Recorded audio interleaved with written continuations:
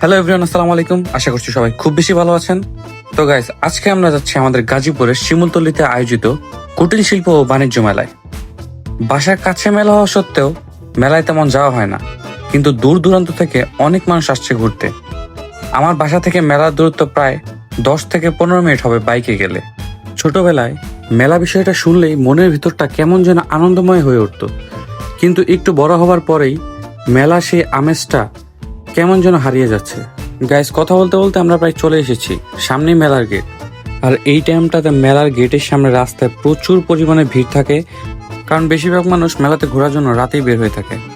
আর আমার মতে মেলাতে ঘুরতে আসার উপযুক্ত সময় হলো রাত, কারণ মেলা মানেই জমকালো একটা ব্যাপার।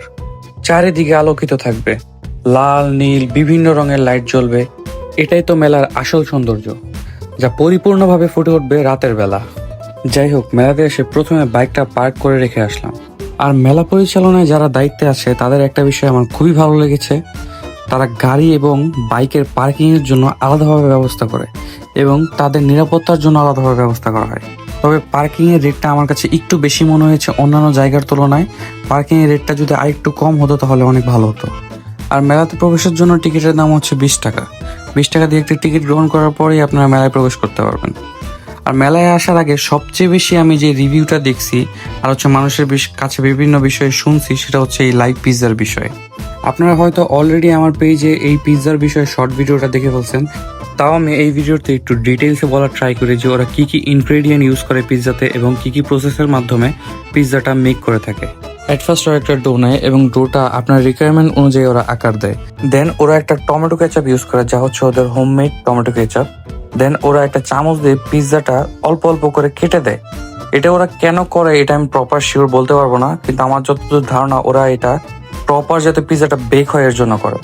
দেন ওরা এটার মধ্যে চিকেন অ্যাড করে। আপনি যদি চিকেন পিৎজা চান তাহলে ওরা চিকেন অ্যাড করবে, যদি বিফ পিৎজা হয় তাহলে বিফ অ্যাড করবে। তারপর হচ্ছে ওরা চিজ অ্যাড করে, এটা মেবি হচ্ছে মোজারেলা চিজ। আপনি যদি এক্সট্রা চিজ নিতে চান তাহলে ওদের বললে ওরা এক্সট্রা চিজ অ্যাড করে দেবে আপনার জন্য। তারপরে ওরা এটাতে অ্যাড করে মাশরুম অ্যান্ড সসেজ। ওদের টপিংস এর কোয়ান্টিটি ভালোই লাগছে আমার কাছে, কারণ হচ্ছে প্রাইসটাও তো বিবেচনা করা লাগবে। 600 টাকার ভিতরে হচ্ছে ভালোই টপিংস অ্যাড করছে আমার মতে ওরা। তারপরে হচ্ছে ওরা এতে কিছু কালারফুল ভেজিটেবল ইউজ করে, এগুলো হচ্ছে টমেটো অ্যান্ড ক্যাপসিকাম। ওরা হচ্ছে গ্রিন ক্যাপসিকাম ইউজ করছে এবং হচ্ছে রেড টমেটো ইউজ করছে। দেন ওরা টপিংস হিসেবে অ্যাড করছে অলিভস। অলিভ সাধারণত আমার একদমই পছন্দ না, কিন্তু ভিডিওর জন্য আমি আর স্কিপ করিনি। আপনারা যদি এর মধ্যে কোনো একটা আইটেম স্কিপ করতে চান তাহলে ওদের বললে ওরা স্কিপ করে দেবে। তারপরে হচ্ছে ওরা একটা পিৎজা সস ইউজ করলো এবং ওদের একটা স্পেশাল মশলা আছে, ওইটা আমি জানি না কি ইউজ করছে। তো টপিংসের কাজ বা পিৎজাতে সব ধরনের মশলার কাজ শেষ করার পর ওরা ওদের লাইভ ওভেনে পিৎজাটা প্রবেশ করিয়ে দেয় এবং 5 থেকে 6 মিনিট পরই আপনার পিৎজাটা রেডি হয়ে যাবে। আর রেডি হয়ে যাওয়ার পর পিৎজাটা দেখতে কিন্তু খুবই সুন্দর লাগছে। পিৎজাটা দেখতে যেমন সুন্দর ছিল, খেতেও ঠিক অসাধারণ ছিল।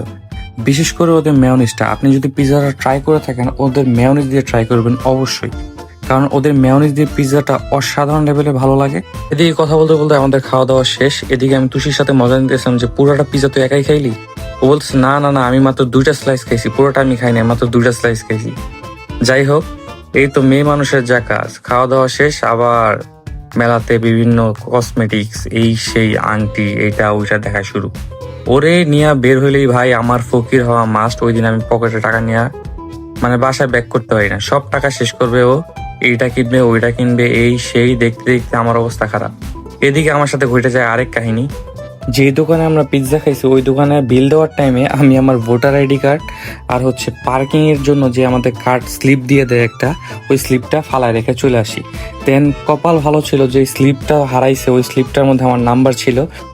দেন ওরা আমাকে নাম্বার অনুযায়ী কল দেয় আর আমি গিয়ে হচ্ছে ওদের কাছ থেকে এনআইডি কার্ডের স্লিপটা নিয়ে আসি। তারপর কিছুক্ষণ হাঁটাহাঁটির পরে চোখের সামনে পড়লো যে বিএমটিএফ এর এই আউটলেটটা, ওইখানে হচ্ছে অনেক রকমের bakery item and sweet item দেখলাম আমরা। আপনারা হয়তো বা অলরেডি এই সুইট আইটেমের শর্ট ভিডিওটা আমার চ্যানেলে দেখে ফেলছেন। তারপরেও যারা দেখেন তাদের উদ্দেশ্যে বলি, যারা মেলায় গিয়ে মিষ্টি কোনো আইটেম ট্রাই করতে চান তাহলে তারা অবশ্যই বিএমটিএফ এর আউটলেটে গিয়ে এই 2টা মিষ্টি ট্রাই করে দেখতে পারেন। আমি ড্যাম শিওর আপনাদের অবশ্যই ভালো লাগবে। মিষ্টি 2টার মধ্যে একটা ছিল ছানার রোল এবং একটা ছিল সরের মালাই। আমার বিশেষ করে সরের মালাইটা খুব বেশি ভালো লাগছে। ছানা রোলটাও ভালো ছিল, বাট দুইটার মধ্যে যদি কম্পেয়ার করতে বলে তাহলে সরের মালাইটা আমার কাছে বেটার মনে হয়েছে। সরের মালাইয়ের প্রাইস ছিল 70 টাকা এবং ছানার রোলের প্রাইস ছিল 60 টাকা। আপনারা চাইলে ওদের কাছ থেকে কেজি হিসেবেও নিতে পারবেন। এই দুইটা মিষ্টি বাদে ওদের কাছে আরো অনেক রকমের মিষ্টি আছে এবং বেকারি আইটেম আছে। আমি আর খেতে পারছিলাম না, তাই আর অর্ডার করিনি। অন্য একদিন যেয়ে আরো বাকিগুলো ট্রাই করার চেষ্টা করবো ইনশাল্লাহ, এবং আপনাদের প্রপার রিভিউ দিব। এছাড়াও মেলাতে অনেক ধরনের খাবার আইটেম আছে যা প্রপার আমাদের এখনো ট্রাই করা হয়নি, যেমন ছিল কালাই রুটি, হাঁসের মাংস। এগুলো ট্রাই করার ইচ্ছা ছিল, বাট ওই দিন আর করতে পারলাম না। অন্য একদিন যদি আবার যাই তাহলে ট্রাই করবো ইনশাআল্লাহ। আর গাইস, মেলায় আসলে যে কত রকম জিনিস দেখা যায়, এই যে একটা দোকানে আসলাম, এটার সামনে দেওয়া হচ্ছে একটি কিনলে 10টি ফ্রি। তো তুই সে আমাকে জিজ্ঞেস করতেছে যে এই দোকানে যে একটি কিনলে 10টি ফ্রি দেয়, তাহলে হচ্ছে একটি কিনে 10টি ফ্রি দিলে তো জিনিসটা অনেক লাভজনক। তখন আমি ওরা বললাম যে যে একটা জিনিস সেল করবে, ওই একটা জিনিসের 10টা জিনিসের প্রাইসের উপরে প্রাইস ওরা রাইখা দিবে, নাহলে তো ওদের প্রফিট হবে না। তো গাইস, মেলার ভিডিও সিরিজটা আজকে এখানে শেষ করছি। আপনারা যদি মেলার আরো খাবারের রিভিউ দেখতে চান তাহলে অবশ্যই আমাকে কমেন্ট সেকশনে জানাবেন। আমি নেক্সট টাইম এসে প্রপার রিভিউগুলো আবার করার চেষ্টা করব। বিভিন্ন জিনিস আজকে আমরা ট্রাই করতে পারিনি, যেমন ছিল কালাই রুটি, আরো বিভিন্ন খাবার জিনিস ছিল যেগুলো আমরা ট্রাই করতে পারিনি আজকে। যদি আপনারা কমেন্ট সেকশনে জানান, যদি ওগুলোর রিভিউ দেখতে চান তাহলে অবশ্যই আমি নেক্সট টাইম ট্রাই করব। তো আজকের ভিডিওটা এখানে শেষ করছি। সবাই ভালো থাকবেন, সুস্থ থাকবেন, সবাই আমার জন্য দোয়া করবেন। আল্লাহ হাফেজ।